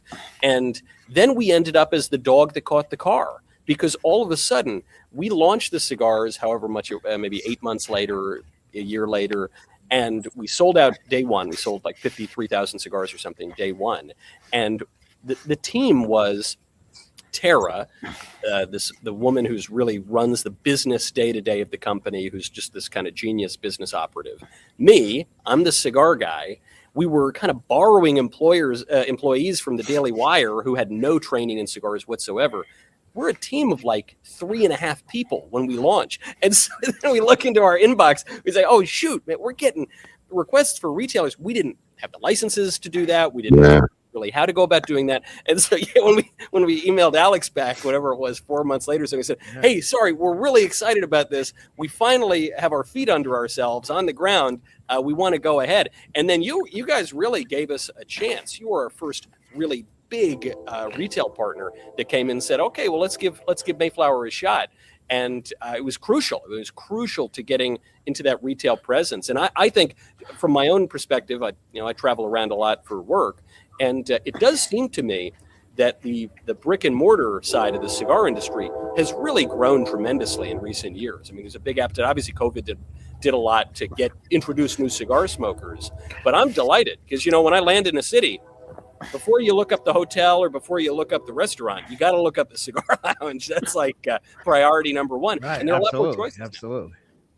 I have a question for you, Michael. And I can't imagine that it's often because of your reach, but do you get the opportunities to meet someone who are just meeting Michael Knowles, the cigar guy, who don't know Michael Knowles, the political commentator? I can't imagine it happens often, but do you get those opportunities? No, not really. Because not that I'm, Brad Pitt or anything when it comes to. Listen, you got a big reach. It is what it is. You got a big reach. Yeah. I mean, it is what it is. And the other thing I say, before we had Mayflower, there were two places that I would often be recognized. And that is that, I'm of the mackerel snapping papist persuasion. I love the traditional Latin mass, and I'm really interested in religion. And so the two places that would get recognized a fair bit from friendly people are cigar shops and lounges and at like Latin mass, at Catholic or religious events. And my wife was commenting on this one time. She said, it's crazy. Every time you go into these places, you get recognized. And I say, girl, if I'm not getting recognized in cigar shops and at like the Latin mass, my career is over. I'm not getting recognized. Those are your people. Yeah. And so you really couldn't separate the two, the kind of political interested audience and the cigar smoking guys. There's a big overlap between that. No, the big difference I would say is, and something I'm elated by, is when people come in and they say, you know what, I kind of checked out of politics. I'm sick of it. It's so annoying. I'm not listening to political podcasts much anymore. It's raising my blood pressure, whatever. But I love following the latest with Mayflower. I can't wait for the Dawn of America release, or I can't wait for this or that. And I say, wow, that's really great. Because then maybe the relationship began through politics or political media, but it grew a lot more. And this happens. We were talking about, and enabled you to keep the connection. Yes, yeah. I mean, even I have friends in politics who are definitely on the other side of the aisle. Probably disagree with a lot of what I think. But the relationship develops into other interests. We have shared interests in whatever, philosophy, history, religion, or very often it's cigars. So there are you go to state houses around the country, and not to mention the U.S. Capitol, and one of the only things that can connect guys across the aisle is cigars, and they will go out. I mean, famously, there's the Congressional Cigar Caucus, but there are similar groups around the different states. Michael, you just had two back-to-back PCA exhibitions, which are arguably the two best PCA shows to date. I'd love to hear about your experience and your thoughts on, a big transition going from New Orleans to Las Vegas. Is a bit of a culture shift, a bit of a transition in terms of regions. Can you talk about that a little bit? Yeah, though, really, I need you guys to talk to me about it, because when I showed up, my first PCA as a manufacturer was New Orleans, and we had a great time. Obviously, you get to see everybody, all your kind of cigar friends that you occasionally see at festivals or whatever. And then there was a New Orleans specific focus. I was kept showing up. There was a cigar dinner that was planned by some of the kind of locals in New Orleans that I really, really liked. Obviously, that will be that won't transfer over to Vegas. Very New Orleans style, white dinner jacket, bawdy, kind of vulgar conversation. It was great. Very old South kind of thing. But I've never been to a Vegas show, so I loved both of the New Orleans PCAs. They were very different, though, in my experience. Maybe not generally, but in my experience, because the first one, we really went all out on the booth. We built a big ship in our booth. We said, guys, go big or go home. This is kind of our introduction to the retail industry at scale, so we really want to hit it hard. And then the next year, we were able to salvage our ship, built the ship again. come back. And the big difference between the shows was the first year we had a lot of meetings, but they were long meetings. People trying to feel us out. A lot of these shop owners, they say, we don't know that much about it. Maybe we heard about you, but we want to feel you out. Are you the real deal? Or the smoke's any good? Or is this sustainable? Whatever. I'm really pleased to say for that second PCA that just happened, there were more meetings and they were much faster. It was guys coming in with their orders ready to go. You catch up, but it was like, okay, we're in. We got a lot of other people to see. Now. Let's just put the order in. Yeah.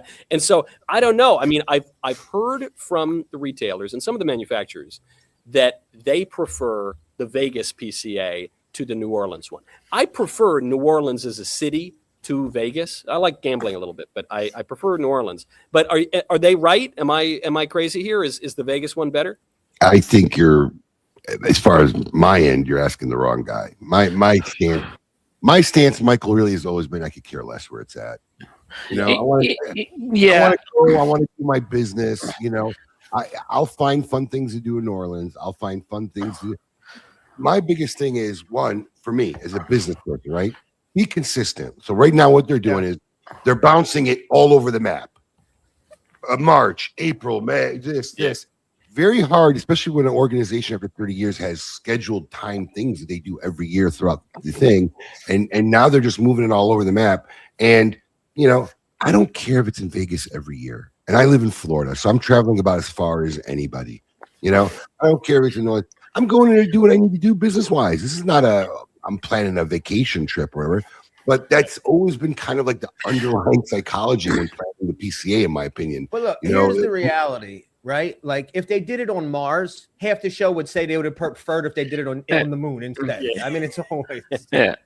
So a couple years ago, there was a lot of doubts about moving this trade show to New Orleans because in 2015, it was a disaster there. The worst show. It was the worst show. They had passed a city smoking ban. You couldn't smoke in a lot of places. I know PCA, we could criticize them a lot, I think, but they did really work to make this a better experience where they had venues where you could smoke and they had activities. So they did they were much better prepared than what happened. It wasn't 100 degrees in New Orleans. Yeah, that was the other thing. The weather was really hot because it was a summer show. It's always been a summer show for the majority of my career. It just they used to have it in August. They used to have it in August, I remember. July, it was brutal. Yeah.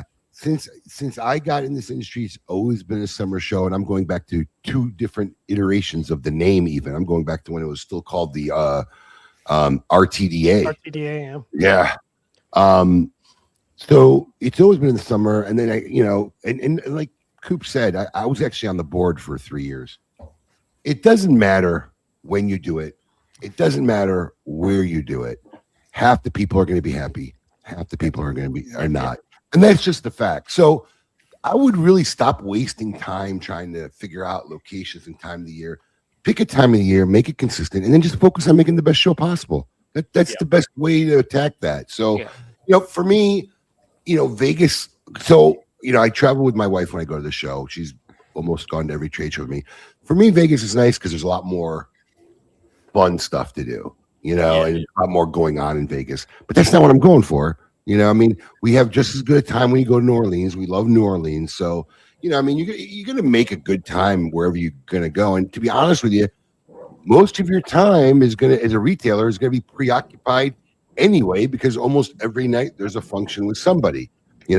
I've been doing this 30 years now. So I let the majority of my team go to those functions now and let them have their good times. And me and my wife go and scurry somewhere privately and have, kind of date nights while we're away and don't need babysitters and nobody watch kids, and we have a good time. So it's come a long way. They're getting better, but I do still think that the show focuses on things that just aren't really relevant to having a successful show. They think it is, but I think you're catering to the wrong people if you think where it's at and when it's at is really going to make or break your show. It's either going to be more convenient or less convenient, but the real players and the real buyers and the people who are really making the difference in this industry are going to come to the show. It's funny you say that, because the one complaint I have about PCA, it's nothing they're doing. It's really just kind of built into how the thing operates. and would have to operate, which is I want to see more of my cigar friends. I want to see more of my both on the retail side and on the manufacturer side. It's one of the moments.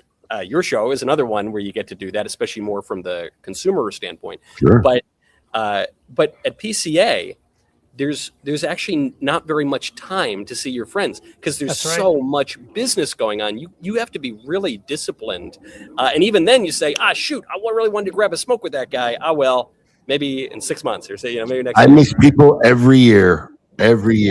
Actually, people that I will go to the show saying, "Hey, let's get together," and then we never do. Every year, it's inevitable. It's hard. All right, let's delve in a little bit now about cigars, right? So you've launched a third member of the family, Dream. We started out with Dawn and Dusk. You hit Dream. What were you looking to target that you felt was what gap were you trying to fill when you were working on the Dream blend of the cigar? Well, I felt we needed a Maduro. That's the most basic level of it. Especially, I'm kind of, obviously I have my preferences, but I'm a little ecumenical with my smoking, and I even smoke for research a little bit, so I want to see what's going on in the industry, and I have varied tastes depending on the time of the day. I'm smoking a Mayflower Dawn right now, a little earlier in the morning. We just launched our Dawn of America. That was a very limited release for the 250th anniversary for July 4th, and I knew we were going to sell out. We were using 7-year aged USA Connecticut wrapper on the Dawn blend, which has a Cameroon binder and Nicaraguan fillers. And we had a limited stock of the Connecticut wrapper, but I made as many boxes as we could. I knew it would sell out. It sold out very, very quickly. It sold out in like a day. And and I don't even know if we got any of the boxes to retail shops, which is sort of a mea culpa. And we're working on trying to get a little bit more of that Connecticut. Probably if we can get another batch, I think it's going to go straight to retail. But just to show that my beloved bride just brought me a delicious drink in this 1,000-degree heat. Thank you. And good woman. I know, a good woman she is. Salute her. So we just to prove though, because I think what people did on these boxes is they did the thing that a lot of serious cigar guys do, which is when there's a limited release, you buy 2 boxes. One goes in the humidor. Exactly. Yep. And so that's what happened. I think that's why it sold out even faster than I thought. But just to make everybody feel a little bit better about it, I myself only got 1 box. So I knew this has happened to me before. When we get squeezed on the supply, even at the launch, there was a format, the Corona Gorda that was made just for me. I didn't get a single one of those sticks because we just sold them out to let people try them. And anyway, because of that, I only get 1 box of it. That's obviously a limited release, and it's just a kind of accentuation and a sort of special occasion for the Dawn. Getting back to the Dream, we needed a Maduro. Maduro, especially guys who really love Maduro.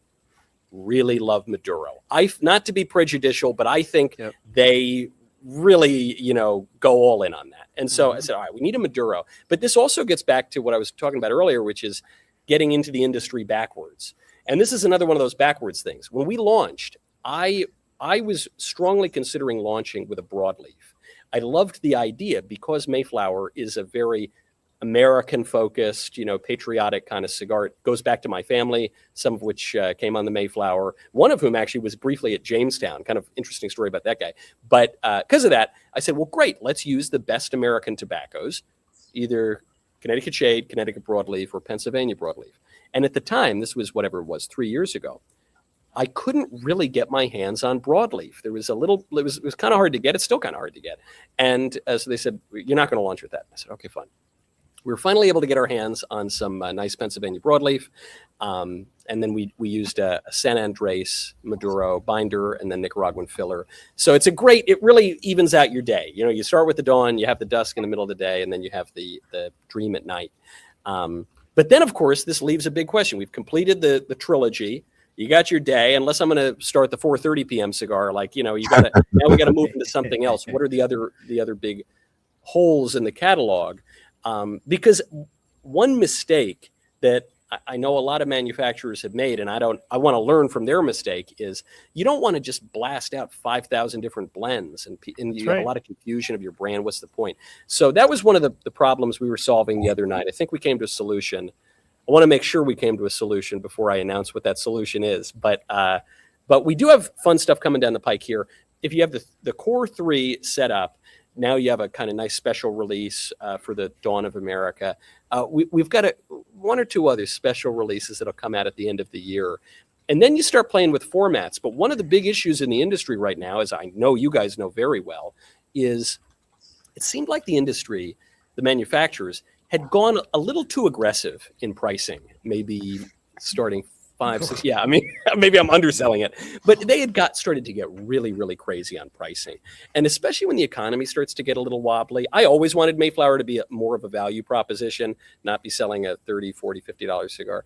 But nevertheless, I see the industry really turning now and starting at least to prioritize your daily smoker who doesn't want to be spending $30 a stick every day.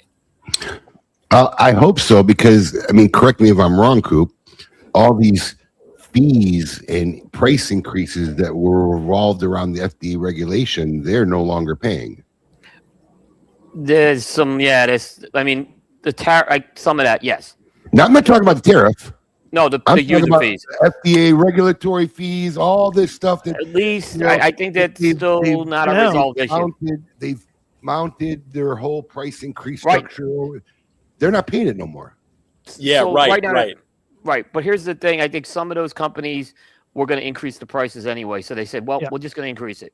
So, okay. Yeah, there's still some debate. There's still some debate how these user fees are going to be resolved. It's not like those prices are going to come down, right? No, nobody's reducing their price. Come down, but it's like the airlines. Oil spikes and the airline tickets go up. Oil drops. The airline tickets don't come down, do they? Yeah, well, fuel costs drop by 100%. What do you? Yeah. Well, but you're a company. You got to figure out how you have to figure out how you're going to do your business and project it out for the rest of the year. And so you're kind of in a tough position with a lot of that too.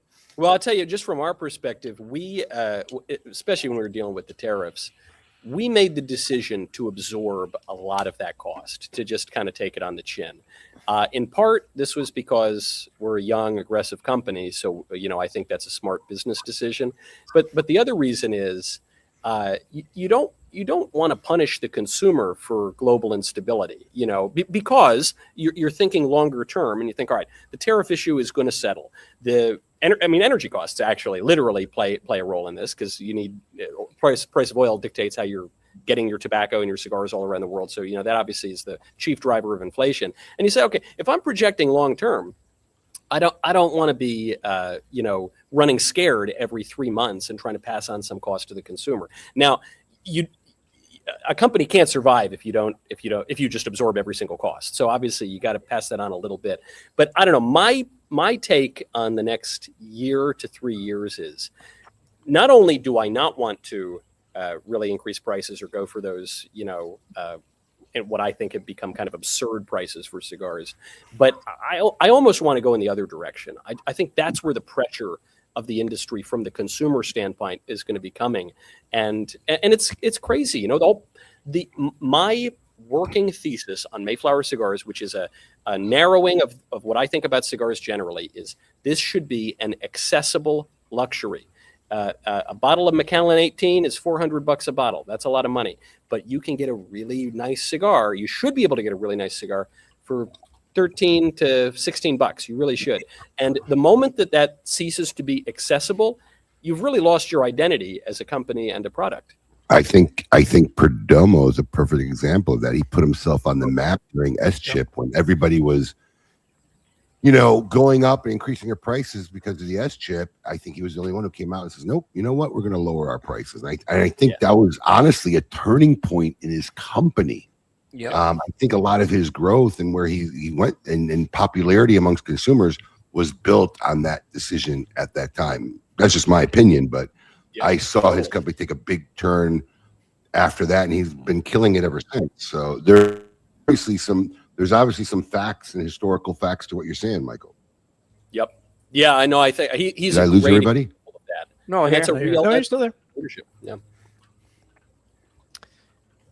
I'm curious, Michael, because you talked about formats, and obviously there's sort of two sides to that. There's what retailers want because they know what sells, and then there's what consumers maybe think they want. So They say they want.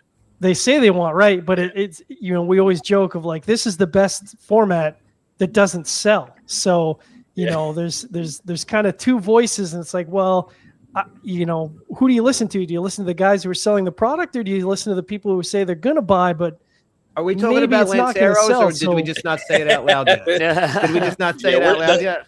The word that shall not be named. The world that shall not be named. Example. It's funny you mentioned Nick Perdomo, because I was with Nick at an event. He came to town. He was around here in Nashville, so I was down hanging out with him. And a guy comes up, very enthusiastic cigar smoker. I think he was maybe even a little newer to cigars and kind of getting into that cigar nerd stuff. And he comes up and he says, "Guys, hey, both of you, when are you going to come out? This is going to kill. When are you going to come out with a Lancero?" And I said, I was trying to be kind of diplomatic about it. I said, "Look, I love Lanceros. I love smaller ring gauge. I know. And Nick kind of interjects. He goes, "I make cigars that people buy. That's what I make." I've heard him say that. Yes. We even talk about diplomatic yet. In politics. He's right. When the Daily Wire started, one of the big things that we wanted to do was not just comment on culture, but to make cultural products. So to make movies and shows and things like that. And one thing that we ran up against right at the beginning is that there are, specifically talking to a conservative audience, there are movies that conservatives want to watch, and there are movies that conservatives want to watch. And so the conservatives want to watch these really wholesome movies that don't have any naughty words and don't have any this, that, and the other thing. Right. But they don't really want to watch that. They want to watch good movies, right? They want to basically the movies that everyone else wants to watch, maybe with some twists to it. And so I see a little bit of that with the cigar smokers. It's a little different with the hardcore cigar guys, because we really do like smaller format cigar. A lot of us do, at least. I love them. But industries change and art forms change, and cigars really are an art form and a pretty serious craft. And so it's true that 15, 20 years ago, the idea of a 60 ring gauge cigar was like kind of crazy, but that isn't true anymore. And so, in the formats that we launched with, they were all basically 50 to 60. We would have our Robusto, then you'd bump up to the Toro, and also in ring gauge, not just in length, and then you have the Gordo. And in the Dawn, we did a Churchill, and in the Dream, we've done a box press Toro, which is really, I think, the best format of that cigar. The box press just works very, very well with the Pennsylvania broadleaf. But nevertheless, look, do I want to do a 46 ring gauge cigar? I do. Yeah, I'd love to do that. Or maybe smaller. The one thing we have offered for people, this is my dessert cigar today for our conversation, is the Petite Corona. I love a Petite Corona. This thing is tiny, as you can see. People think it's a cigarillo if they're not that familiar with cigars, but this is a 20-minute smoke, 25-minute smoke. I love it. It's great. But again, I'll tell you, this thing does not sell anywhere near as well as the Robusto and the Toro do. And by the way, some of that is not just changing cigar tastes. A lot of that comes from the government, because when the government comes in, you mentioned S-chip before, when the government comes in and changes its tax and regulation structure on cigars such that I'm paying $1 more to get a cigar that looks like it's 3 times the size. Right. Unless I'm rich Uncle Pennybags, I'm actually going to have to take that into consideration. When I was a younger cigar smoker, I was buying really big fat cigars, because I would say if I was going to go out for a cigar night, I could smoke 1 cigar instead of going out buying 2 or 3, especially in Manhattan where the prices were crazy. I mean, listen, I work in the industry and I'm that guy. It's rare that I grab a Robusto if there's a Toro next to it. It's just rare. Yep. It's rare. Now, Petite Corona, like for me, that's all right, it's 1 o'clock in the morning. I'm still doing shit in my office. I want to fire up a whole other cigar, but a Petite Corona is perfect. Give me an extra 20 minutes, half hour, get my little bit that I was missing. I see Gary got the Dawn of America. That's awesome, man. I'm very glad you got a box. That's great. Can you share some with me? I'm a little light right now. But listen, Michael, I was going to say, when you said that, we go through that all the time, because we're the same way. Limited stuff comes out. It goes to the customer first, and then we'll be talking to the guy. And they'll talk about, oh, that was so good. Did you got? We were like, no, we didn't have it. We sold it all to you, man. We didn't. I'm glad you got one. You know how many times this actually happened multiple times where a customer say, hey, have you tried it yet? What do you think? And I said, dude, I'm not even going to get a chance to try them. I barely have enough for my patrons. And they will insist that I open their box. Yeah. Right, Take one cigar out so I could try it before I ship it to them. Happens all the time. Yeah. Happens all the time. That's great. I like that. Can you send me their numbers? I like that. Yeah, right. That's the upside of retail. That's one of the upsides of Right, retail. Dedicated, amazing consumer base. So we're very blessed with that. So before we hit the news, Michael, which we hope you stick around for to talk about some cigar industry. No, we have a news story we want to get Michael's take on. Yes. I got a little bit of rapid fire questions to ask you if you want to partake of a little bit of a quick rapid fire questions for you. Are you ready? Yeah. Now, these questions are for you as Michael Knowles, the cigar lover, consumer, not the businessman. Are you ready? Yeah. Maduro or Connecticut? Totally depends on time of day. Gotta pick one. Gun to my head, Connecticut. There you go. Box pressed or round? Round. Coffee, bourbon, or espresso? Espresso. Nicaragua, Dominican, or Honduras? Nicaragua. You're stranded on a desert with one humidor. What cigar absolutely has to be in that humidor other than Mayflower? Other than we have to exclude Mayflower, right? Yeah, because Mayflower is going to be the given answer for most of these. Okay. One cigar for the rest of my life? Well, no. He just said that no matter what's in your humidor, one of these has to be in there. Until you're rescued. Oh, okay. So I can have you can have an assortment, but this one's got to be in there. Okay.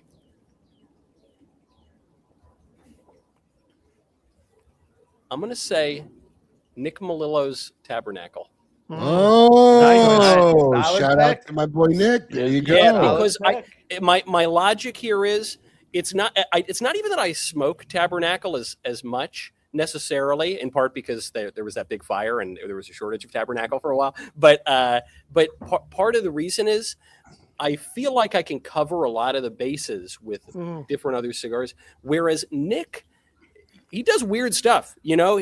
So I'm going with Nick's as the kind of the one. It's got to be in there, and then I'll cover my bases elsewhere. If you're not letting me do Mayflower in my own. Good choice. Well, Mayflower is the obvious answer. So yeah, we need number 2 on that list. So here's another one. Ready? What's the most memorable cigar that you smoked, whether it be the cigar itself or the moment in which you smoked it? The most memorable cigar I've ever smoked, other than, my first cigar or like a really special, the special box that my mother gave me, just on the cigar, it's actually a Cuban that I got from a cigar salesman in LA, who I won't say his name because you're not really supposed to sell Cubans, but it was a Partagas 15 Anniversario Habanos Festival release. I got it. So this was from 2008. I got it probably around 2014, 2015. So it already had a decent amount of age on it. And I freaking love this cigar. They were expensive at the time. And then I got a bunch of them on my way out. He was closing up shop. I was moving out of town. And he gave me some bunch of Lanceros, a couple of Pyramids, and a Salomon. And the thing that really, it was just a superb cigar. But the thing that also makes it really stick with me is years and years later, I light up one of the Pyramids. I was so excited for it. It was a great cigar. Sucked. It was totally dead. It was terrible. It was awful. I was so disappointed. I had the one Salomon left when my most recent son was born. And I said, whatever, I'll bring it. The hospital's kind of far away. I'll bring it to the hospital, smoke it in the car on the way up. If it's no good, I'll chuck it out the window. I light it up. It's the same blend, same age, same whatever. One of the best cigars I ever had. And so it really made me wonder both about, blending in Cuba is very inconsistent. So I bet the problem was or rolling rather. So I think that it was probably a rolling issue in Cuba, but it might have been an aging thing. You guys know this. I mean, you got cigars maybe from the same box, and sometimes they age a little differently. Yeah. Final question, and it's a twist off this question that's been asked forever, but I like it this way better. If you could sit down for 2 hours and enjoy a cigar with somebody alive today, like that you can actually do it with, and you haven't had a cigar with yet, who would be your first pick? I've had cigars with a lot of these guys that I would want to have cigars Is there with. anybody you haven't gotten a chance to have that experience with that you would love? Yeah, look, an obvious answer would be you want to sit down with like Trump, right? He's this big, even if you hate him, he's this big political figure, but he doesn't smoke. He doesn't smoke. Totally anti-smoking. Yeah. So, gosh, that's a very difficult question. I would say Paul O'Neill, New York Yankee, the Warrior, number 21. He's one. I've never met him, never had the chance to meet him. I bet he would smoke a cigar. I don't know that for a fact. I don't get starstruck by that many people. I would be totally starstruck, and that would be great. I would love that. Cool. Is there anybody that you could mention that maybe people wouldn't know, that like actually big cigar guy, you know, that you've smoked with, that people would recognize, that maybe not know that? And obviously I'm not asking people that don't want people to know. We know there's plenty of them. Yeah, I would say, no, a lot of them are pretty open about it. Like we did early on when Mayflower launched, we did a collab with Karl Malone. Speaking of, very famous athletes, but he's a huge cigar guy. You know, he has his own kind of line from La Aurora, and he smokes about 1 billion cigars a day. Someone who you might not, some people that you might not know are like into clergy even. I've had cigars with different bishops and things like that. But people should know that, because I think some people have this sense that religious guys, they don't drink, they don't smoke, and that is not true. It's definitely with the Catholics. The Catholics, it's all cigars and red wine. But even with some of the like more puritanical, maybe a little more Baptist or more hardcore Protestant, you get those guys hanging out with no cameras around. Sometimes you have a nice cigar and a drink. I heard a joke once from a Southern Baptist, from Senator Cruz, who is a great cigar man. And Senator Cruz, I forget, I'm going to screw up the joke, but they say, why do Baptists like to go fishing alone? Why don't they like to go fishing alone? Because then they can drink. All right. Well, that'll end up our speed round. Let's take it over. What's going on in the cigar industry? Always teaser and rumor free. It's time to find out what's the scoop with Coop. Hey, yo, what's my theme music? The Scoop with Coop. Breaking industry news. Hear it first on KMA Talk Radio and cigar-coop.com.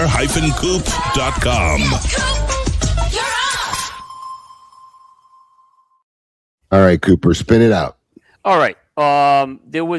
Yesterday, there was a communication from the Premium Cigar Association, the PCA, to its members. And I say that because it did not go to the media. Just a comment. But what it was, this was actually something that wasn't any secret. It was just, I found it, that the PCA has, what they're doing is, everyone's heard of what's going on with the penny right now. You can't even explain what they're doing. But go ahead. So we know that there's, that Donald Trump basically ordered the Treasury Department to stop minting the penny. And now there's actually legislation that's being put in to make this into law, where they're going to stop minting the penny, and they're going to have what businesses are going to need to do to round things for cash transactions, because electronic transactions won't be affected by this. But what was the interesting part of all this is the communication basically was to the members of the PCA, most of them are the retail community, to basically support this legislation, to basically stop minting the penny and rounding things up now. The quote, this is what they wrote. Our members operate neighborhood brick and mortar businesses where customer service, efficiency, and convenience matter. Cash transactions that require pennies slow checkout, increase cash handling, and create unnecessary friction for both retailers and customers. This bill provides a simple administrative improvement without changing the prices businesses choose to charge. We encourage every PCCM member to contact their U.S. representative and support H.R. 3074, the Common Sense Act. Small businesses deserve policies that reduce unnecessary costs and improve operational efficiency. I thought it was an interesting story to see that come out from the PCA yesterday. Well, I'll tell you the read on it. I mean, that's why we wanted to do what you want. We're looking for that, Michael, because we couldn't find one. So yeah. No, I can totally figure it out, which is look, it's kind of absurd on its face. The idea that if you're going to have to round up, even if it's a couple of pennies, 3 pennies, that adds up when you smoke a lot.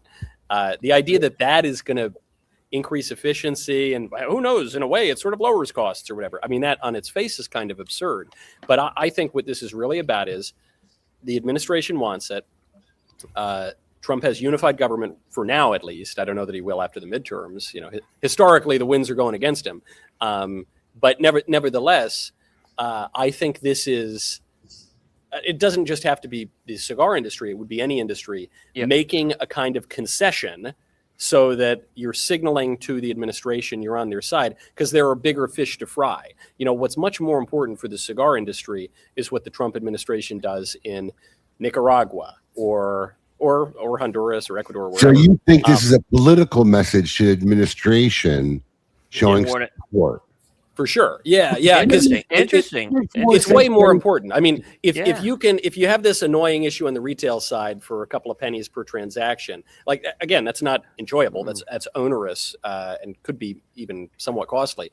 But that is nothing compared to what you'd have to deal with on the tariff side or with any serious regulation when it comes to cigars. And the cigar industry, certainly the manufacturers, are overwhelmingly Republican and conservative, but there's been a little bit of a communications mismatch at the level of the administration, in part probably because it's a very small industry, and so it's not top of the heap. I think the way I read this is, hey, we're going to offer a concession. Hey guys, we're on your side, but don't kill us when it really counts. Okay, so that makes the most sense out of anything I've heard. Fair. I agree. Same with me. Yeah, that makes a lot of sense. I didn't think of that. My initial reaction, Michael, is like, who cares? Why are you wasting your time informing us of your position on this? Like, anybody, like, did you really waste the time to draft a document to your membership to tell them your position on this bill? I mean, but it's because that letter, it said that it was written to the membership. That letter was not for the membership. That letter might as well have been written to Dear Secretary of State Rubio, Dear Trump, President Trump. Yeah, that's what it was going to. Yeah. Let me ask you this, though, Michael. Go ahead, Coop. I was going to say originally, I thought, well, for a lot of these retailers, very small businesses, they'd have to change their systems to kind of make it easier. You know what I mean? Because otherwise it would be manual. So I didn't really think of this other angle that Michael just said, is what I was saying.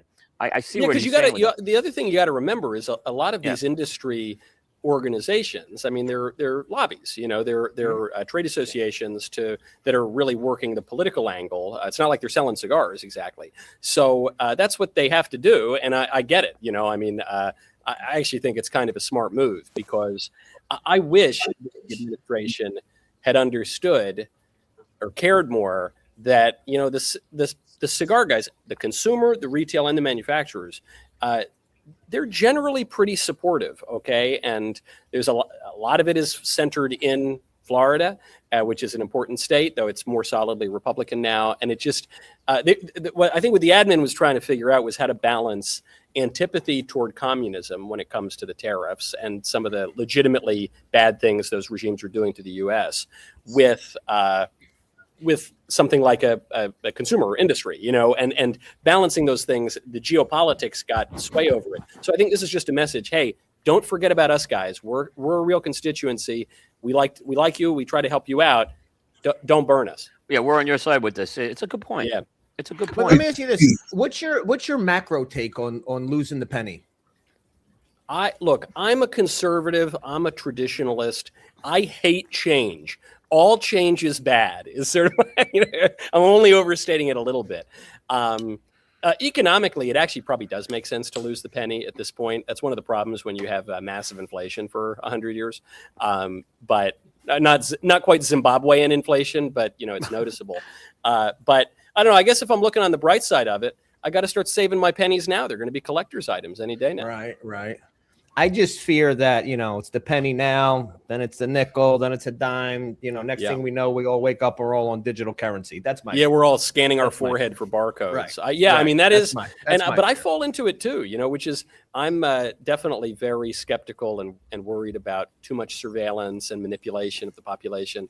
But the problem is, I get those great airline miles when I use my credit card or whatever. I get cash back, or I get this, or I get that. Right. And what you realize though is there is a cost to that. You know, a society that is based on cash is one where you, the consumer, do have a lot more power. You have a little more anonymity. If all of a sudden the government really someday, I don't know, AOC or something is elected, she's really anti-smoking or what have you, and they start looking at your electronic transactions and they say, you know, you're buying too many cigars. We're not gonna outlaw cigars, but we're just gonna reduce the number of cigars you can buy. That's kind of a dystopian vision, but I don't think it's implausible, especially when you're looking at states now that are instituting generational tobacco bans. I mean, could you ever have imagined that? No, absolutely not. Well, listen, Michael, we literally could have talked to you for 2 hours. I mean, like literally, we wish we had more time.